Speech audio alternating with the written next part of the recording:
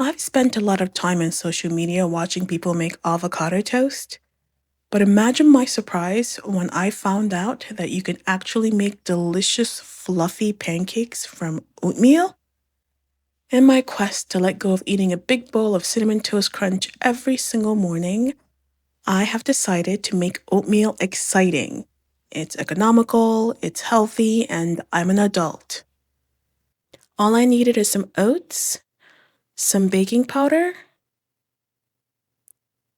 a pinch of salt, a half a banana, a bit of milk, and a whole egg.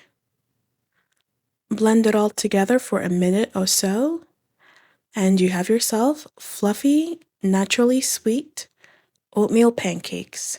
Enjoy.